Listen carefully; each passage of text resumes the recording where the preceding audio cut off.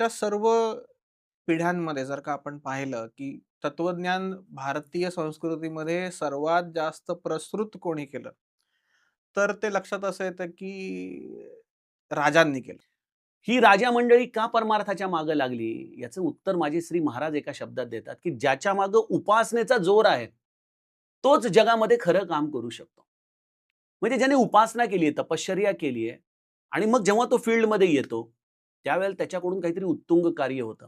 मी कुठल्या राजकीय पक्षाची भूमिका मांडत नाही, परंतु एका व्यक्तीच्या बद्दल बोलायचं झालं, तर आज आपले माननीय पंतप्रधान साहेब, हे एक त्याचं ज्वलंत उदाहरण आहे, की आज एक मनुष्य ज्याला कुठल्याही प्रकारे विदेश नीतीचा अनुभव नाही, कुठल्याही पद्धतीने जागतिक अर्थकारण, राजकारणाचा अनुभव नाही. पण तो 14 साली जेव्हा संसदेमध्ये पहिल्यांदा प्रवेश करतो आणि तेव्हापासून गेल्या 12 वर्षात पुतीनच्या खांद्यावरती हात फिरून टाकणं फिरणं काय किंवा ट्रम्पला आपल्या शब्दांवरती नाचवणं काय, या सगळ्यामध्ये जेव्हा आपण बघतो, की हे सगळं कसं घडतं भारतीय राजकारणात, तर याच्यामागे एकच कारण ठरलं, की त्या माणसाच्या मागे असलेली तपश्चर्या, त्याचं असलेलं ब्रह्मचर्य, त्याच्या असलेली योगाच्या विषयीची विलक्षण कृतज्ञता. यातून ह्या उपासनेने त्याचं कार्य आपल्याला झळकलेलं दिसतं.